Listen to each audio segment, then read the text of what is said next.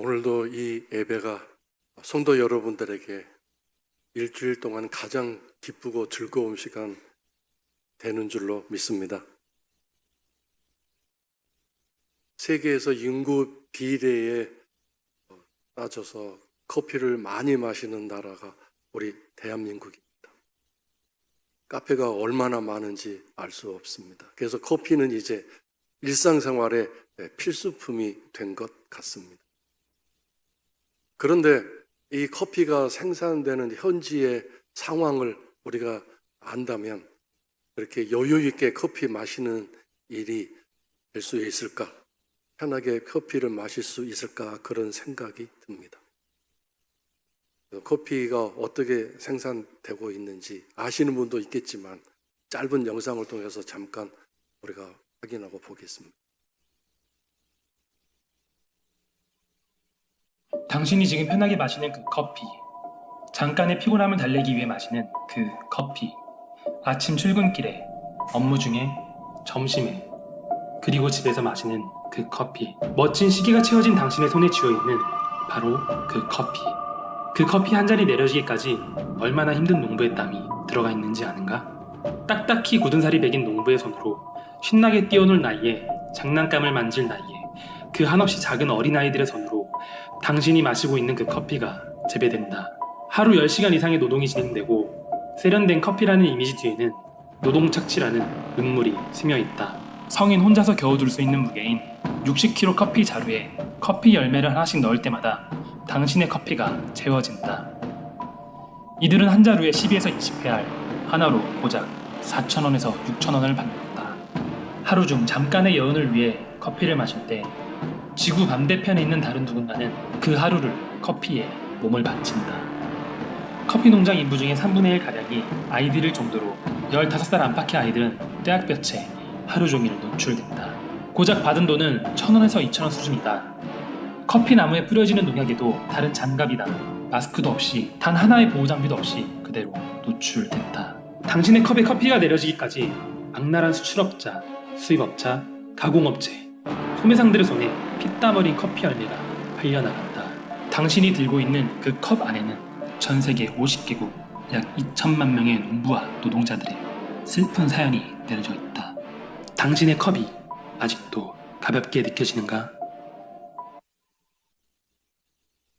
그래서 이런 상황을 알고 있는 양심 있는 사람들이 제대로 정당한 가격을 지불하고 생산지에서부터 커피를 사가지고 와서 그것을 팔고 사먹게 하는 일을 하고자 하는데 워낙 거대 자본들이 이 커피 시장을 장악하고 있기 때문에 이 일이 이렇게 제대로 되어지지 않습니다.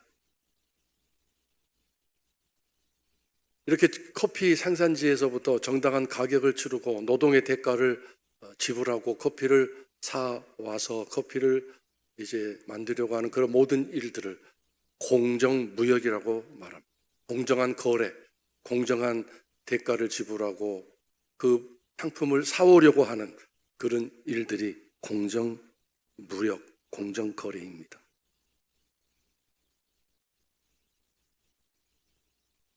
예수님이 나의 죄값을 치르시기 위해서 십자가에서 죽으셨습니다. 나의 죄를 용서하시기 위해서 십자가에서 당신의 생명을 내어놓으셨습니다. 이게 공정거래입니까? 불공정거래입니까? 공정거래입니다. 그러면 그만큼 내 죄가 얼마나 엄청난 것인가를 깨달을 수 있지 않겠습니까? 온 세상 만물을 만드신 하나님께서 말씀 한마디로 세상을 짓기도 하시고 무너뜨리기도 하시는데 이 죄 문제에 있어서 당신이 법을 집행하시는 분이기 때문에 죄가 용서되었다, 죄가 없어졌다라고 말씀을 하시면 될 수도 있을 텐데 그렇지 않았습니다. 그 죄에 대한 대가를 분명히 치르고 그 죄가 용서되는 그 일을 분명히 하나님이 진행하셨고 예수님이 십자가에서 못 박혀 죽으셨습니다.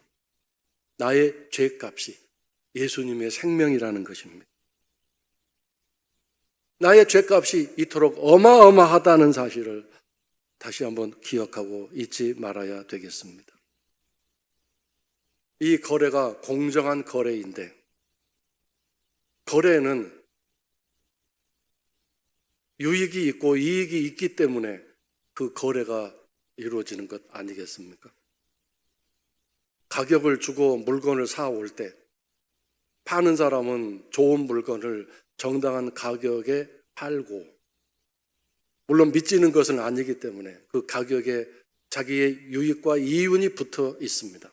정당한 가격을 주고 물건을 넘길 때 만족합니다. 유익이 있기 때문에. 물건을 사는 사람도 그 돈을 지불하는 까닭은 그만큼 그 상품이 가치가 있고 내게 유익이 되기 때문에 선뜻 그 금액의 돈을 지불하는 것 아니겠습니까? 양자가 유익이 있는 것이지요. 그렇다면 이 예수님의 십자가와 내 죄가 이제 거래가 됐습니다. 그것이 공정 거래가 됐는데, 그러면 어떤 유익이 있는 것입니까? 양자 간에 어떤 유익이 주어지는 것인가요? 오늘 본문 말씀 20절에 화평이라는 단어가 나옵니다. 이것이 오늘 이 공정한 거래에서 양자 간에 얻는 유익입니다. 하나님도 나에게도 화평입니다. 즉 관계가 화평해지는 것입니다. 여러분, 그러나 우리가 신앙생활을 하면서 이 화평의 관계가 얼마나 엄청난 것인가를 우리가 깨닫지 못하고 있습니다. 예수님의 생명을 내어놓으시고 내 죄가 용서되어지는 그 모든 일 속에서 하나님과 내가 얻는 유익이 화평인데, 우리는 이 화평의 유익을 알지 못하고 있습니다. 원하고 있지 않습니다. 별로 기대하지 않습니다. 생각조차 못하고 있습니다. 그래서 오늘 그 부분을 잠깐 여러분과 함께 말씀을 나누려고. 이 화평의 문제가 우리들에게 질문을 하는 까닭이 바로 21절에 나오는 말씀 때문에 그렇습니다. 21절을 보시면 마음으로 원수가 되었던 너희를 이란 말씀이 있습니다. 원수 관계는 최악의 관계입니다. 더 이상 악화될 수 없는 최악의 관계가 원수 관계입니다. 하나님과 우리가 원수 관계였다는 것입니다. 여기서 우리는 한 가지 분명하게 깨달을 수 있어야 될 사실이 하나 있습니다. 내가 언제 하나님과 원수 관계를 맺었다는 얘기인가? 나와 상관이 없다고 생각할 것입니다. 더군다나 우리는 이렇게 주일날 와서 예배도 드리고 수요일도 나올 수 있고 새벽 기도도 나오고 금요 특별 집회도 나와서 하자는 대로 찬송도 부르고 기도도 하고 힘들게 번 금액을 하나님께 예물로 드리기도 합니다. 어쨌든 우리는 하나님 백성이니까, 하나님 믿는 사람들이니까 하나님 말씀대로 살려고 예를 씁니다. 그래서 우리는 하나님과 원수 관계가 아니라고 생각합니다. 하나님과 원수 관계는 저 세상 사람들일 뿐만 아니라 기독교를 박해하는 안티 기독교인들이고 기독교의 근본 사상과 다른 사상을 가지고 살아가는 사람들이 하나님과 원수 관계일 거라고 생각합니다. 우리가 도대체 언제 의도적으로 일부러 하나님과 원수 맺는 일을 한 적이 있습니까?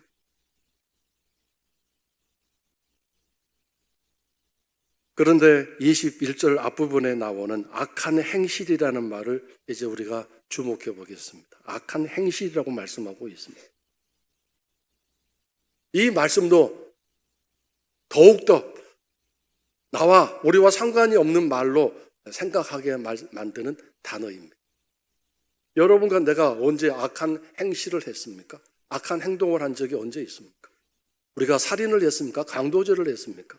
남에게 심한 해코지를 해서 원수관계 맺는 일을 했습니까?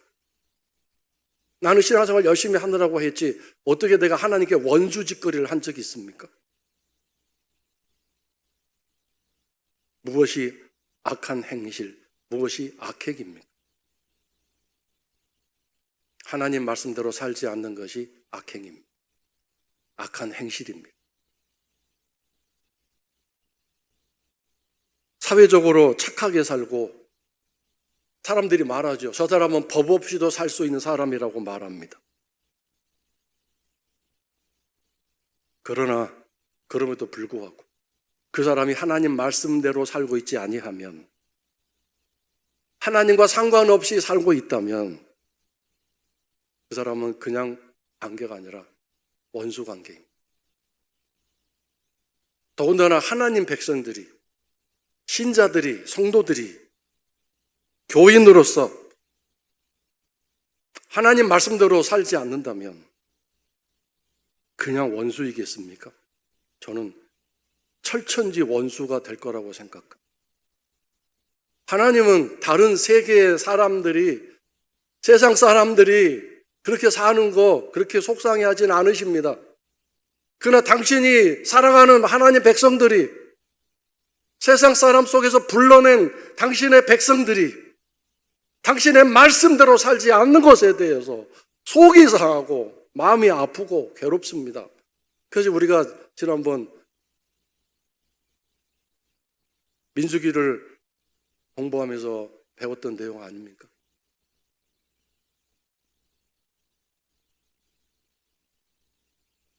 우리가 하나님 앞에서 말씀대로 살지 못하는 부분 얼마나 많은지 아시겠습니까? 내가 내 자녀에게, 내가 남편에게, 아내에게 속이 상해서 바보 같은, 멍청이 같은 이런 말을 할 때가 있을 것입니다. 직장에서도 그렇게 할 수도 있을 것입니다. 그 사람이 정말 바보 같은 짓을 했기 때문에, 내게 손해를 끼쳤기 때문에, 나에게 짜증을 만들어내고 내게 불편을 주었기 때문에, 나는 그래도 신자이기 때문에, 기도하는 사람이기 때문에 뭐라고 크게 막 혼내거나 소리를 지거나 화내지 않고 혼자서 그 사람 듣지도 않는 가운데서 에이, 바보 같은, 이렇게 할 정도로 그래도 나는 참 신앙에 성숙됐다고 말할지 모르겠어요.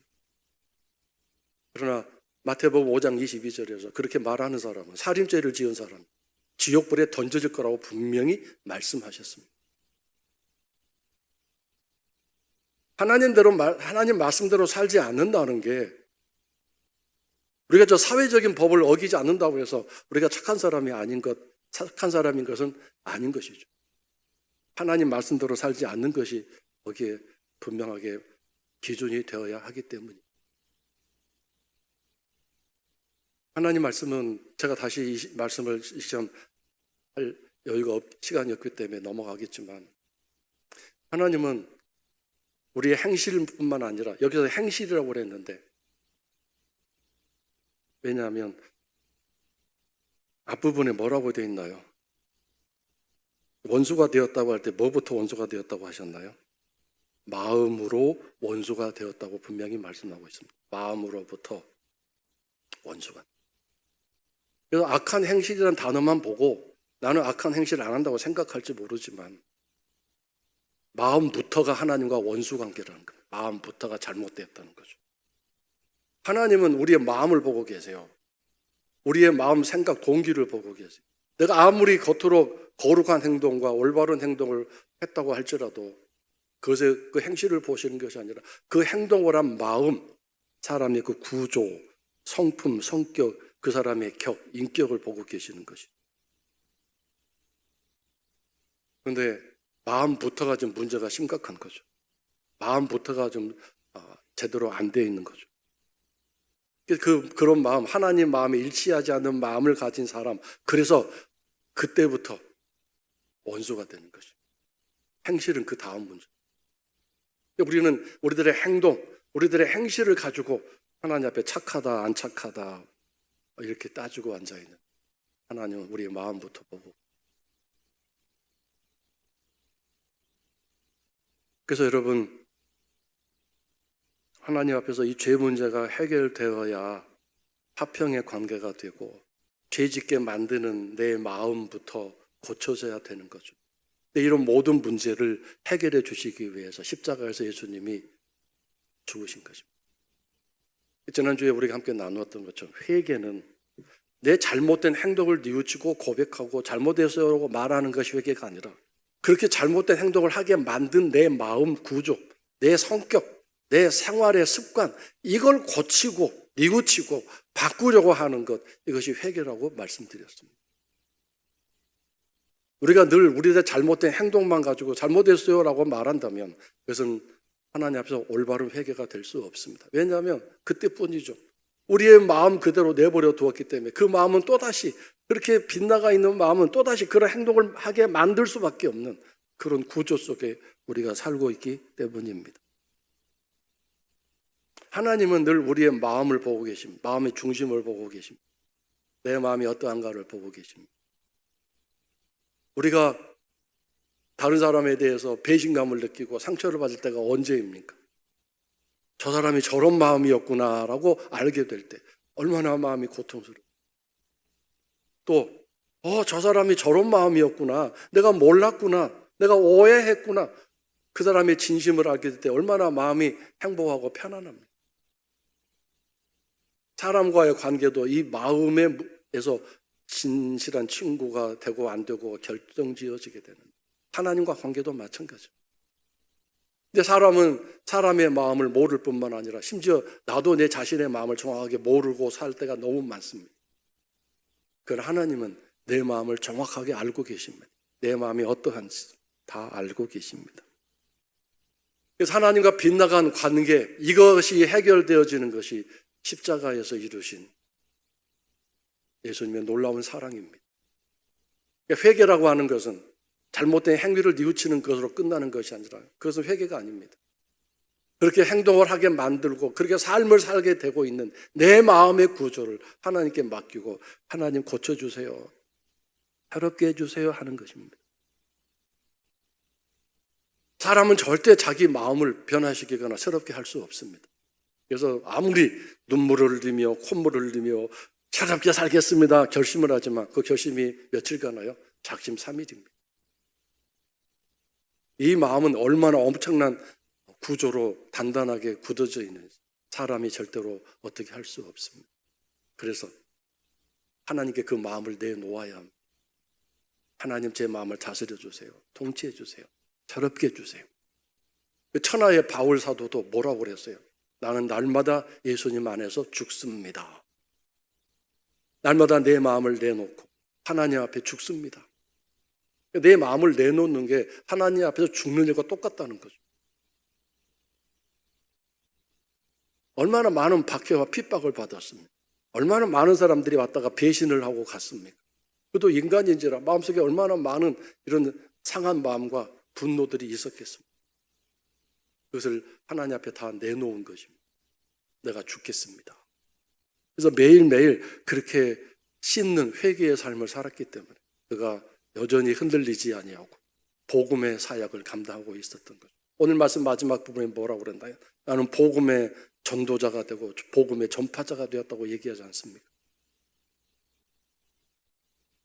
그러므로 이제 우리는 이 놀라운 은혜를 베풀어 주신 그 하나님의 사랑과 주님의 은혜를 감격하고 감동하는 마음으로, 감격스러운 마음으로 우리 22절을 읽어야 되겠습니다. 22절 우리 다 같이 함께 읽겠습니다. 이제는 그의 육체의 죽음으로 말미암아 화목하게 하사 너희를 거룩하고 흠없고 책망할 것이 없는 자로 그 앞에 세우고자 하셨으니, 이제는 그의 예수님의 육체의 죽으심으로 말미암아 이 땅에 오셔서 우리가 똑같은 인간이 되셔서 우리 육신의 모든 죄를 다 짊어지시고 죽으시고, 그래서 하나님과 우리 사이를 화목하게 만드시고 사람과의 관계도 화목하게 됐죠. 내가 회개하고 용서를 빌었으니까 하나님과 관계도 화목, 그 사람과의 관계도 화목. 그 다음에 우리를 거룩하고 흠없고 책망할 것이 없는 자가 되게 해서 그 앞에, 하나님 앞에 우리가 설 수 있도록 은혜를 베푸셨습니다. 이 말씀을 다시 생각하면, 만약에 우리가 거룩하지 아니하고 깨끗하고 성결하지 아니하면, 흠이 있으면, 흠이란 게 뭔가요? 작은 흠이죠. 흠. 육안으로도 볼 수 없는, 돋보기나 현미경으로 볼 수밖에 없는 그런 흠이 있어서는 안 된다는 겁니다. 그런 흠이 있으면 하나님 앞에 설 수 없다는 거죠. 그다음에 책망할 것이 없다면 하나님 앞에 설 수 있다는 겁니다. 예수님의 보혈의 피로 이 일이 이루어졌습니다. 그래서 하나님과 화목하게 됐습니다. 관계가 좋아졌습니다. 관계가 이제 뚫렸습니다. 그래서 여러분, 이 하나님과 관계가 해결되지 않은 상황, 이 상황을 뭐라고요? 원수관계라고 얘기해요. 원수관계가 보통 관계입니까? 근데 그런 관계 속에서 하나님 복 주세요, 나 도와주세요 라고 기도하고 있으면 되겠습니까? 그런 관계를 가지고 있으면서 금식 기도하고 철학 기도하면 되나요? 문제가 해결되나요? 관계가 해결되는 게 우선 아닙니까? 자, 이제 23절을 보겠습니다. 흔들리지 아니하면 그리하리라 그랬습니다. 뭐가 그리하리라 그렇게 된다는 얘기인가요? 흠없고 거룩하고 책망할 것이 없는 자가 되어서 하나님 앞에 설 수 있게 될 것이다, 그런 뜻입니다. 근데 흔들리지 아니하면 그랬습니다. 뭐에 흔들리지 아니하면요? 복음의 소망에서 흔들리지 아니하면. 자, 이게 무슨 뜻인가요? 복음의 소망이라고 그랬어요. 복음의 소망.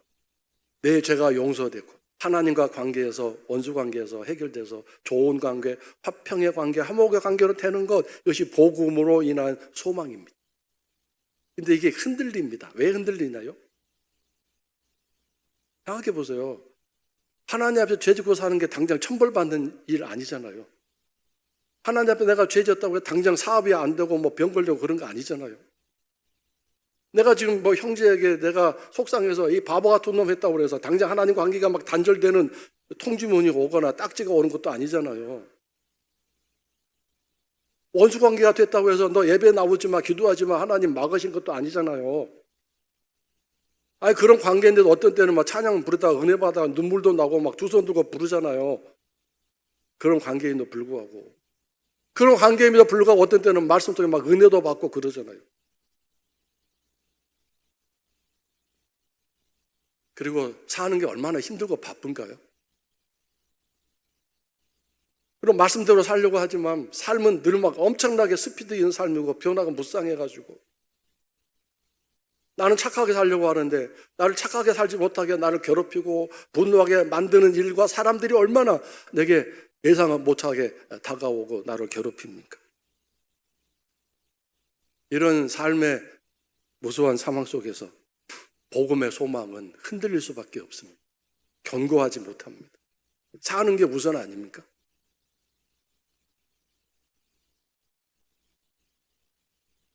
그래서 복음의 소망에서 흔들리지 아니하면 그렇게 돼. 거룩하고 흠없고 책망할 것이 없는 사람이 돼서 하나님 앞에 설 수 있을 것이다. 복음의 소망에서 흔들리지 아니한다면 지금 뭔가요? 회개하고 잘못을 뒤우죠. 내가 얼마나 하나님 앞에서 부끄러운 존재인가를 깨닫고 엎드리고 그런 삶을 열심히 살면 그 복음이 내게 적용되어져 내가 죄 하나도 없는 것처럼 만들어주신 놀라운 은혜 속에서 내가 깨끗한 사람이 되어서 흠이 하나도 없는 사람이 되어서 그만큼 예수 보혈은 엄청난 세정 능력이 있으셔서 나를 깨끗하게 씻으셔서 하나님 앞에 설 수 있는 자격, 특권을 주신다는 말씀입니다. 바울 사도는 최소한 하루 단위로 이런 회개의 삶, 청소의 삶을 살았던 거예요. 하루 단위. 여러분은 얼마의 단위로 여러분의 삶을 청소하시고 깨끗하게 하시고 하나님 앞에 서십니까? 일주일이십니까? 한 달입니까? 아니면 송구 여신 예배 때 연중 행사이십니까? 매일 매순간 이 삶이 저는 필요하다고 생각합니다. 왜냐하면 바울사도는 바울사도나 되니까 하루지 우리는 바울사도에 뒤따라가지 못하는 사람들이잖아요. 그러니까 매일 매순간 십자가 단단히 붙들고 살 수밖에 없는 것 같습니다. 그렇지 않습니까? 한순간이라도 내가 하나님과 원수관계도 맺고 사는 거 안 되잖아요. 이게 얼마나 엄청난 일입니까? 하나님과 원수관계 된다. 그래서 이제 결론입니다. 공정거래하며 삽시다. 공정거래. 예수 그리스도의 십자가 보혈을 갖다가 적용합시다. 씁시다. 내 것으로 갖다 사용합시다. 하나님이, 주님이 그렇게 내게 주셨기 때문에 쓸 수 있습니다. 근데 이것을 은혜라고 말하면서 무제한 공짜라고 생각합니다. 이게 얼마나 잘못된 생각이에요. 공정거래 합시다. 왜 예수 그리스도의 보혈을 공짜로 갖다 쓰려고 합니까? 왜 하나도 지불 않고 그냥 갖다 쓰려고 합니까? 커피 만드는 현장에서도 최소한 1,000원, 2,000원이야 주지 않습니까? 근데 그것조차도 불공정한 거래에서 심각한 노동 착취라고 말하는. 왜 우리는 아무것도 안 내놓고 예수 그리스도의 보혈을 갖다 막 쓰려고 합니까? 공정거래 합시다. 무엇이 내놓는 나의 가격입니까? 지불하는 가격입니까? 내 눈물입니다. 뻣뻣한 내 무릎 관절을 꺾어서 무릎 꿇어 하나님 앞에 엎드리는 것. 저는 이것이 하나님께 드리는 공정한 대가라고 생각합니다. 물론 예수 십자가 보혈 그 생명에 비하면 내가 드리는 이 대가가 지불하는 값이 얼마나 되겠습니까? 아무것도 아닐 것입니다. 그러나 하나님은 내가 흘리는 눈물, 하나님 제가 잘못했어요. 용서해 주세요. 제 마음이 여전히 이렇습니다라고 내놓는 나의 눈물. 뻣뻣했던 내 다리가 무릎 관절이 꺾어져서 하나님 무릎을 꿇고 엎드려 하나님 앞에 기도하는 그것이 너는 정당한 가격을 내게 주고 내 아들 예수 십자가 보혈의 피를 가져가는 참으로 훌륭한 내 백성 내 자녀구나 기뻐하시지 않겠습니까? 공짜로 얻고 공짜로 받은 것은 사실 소중하지 않게 여겨지는 우리들의 관심, 우리들의 무관심이 오고 갑니다. 정말 여러분이 눈물을 흘리면서 가슴을 찢으면서 내가 어제 내 가족에게, 내 남편에게, 내 아들에게, 내 자녀에게 바보 같은 이렇게 말 한마디 한 게 얼마나 마음에 찌르고 아픈지 오늘 새벽 기도 때 통곡하며 울었다며 그것은 그만큼 그 사람의 이 마음 구조, 심령 구조가 바꿔지고 변화되는 거 아니겠습니까?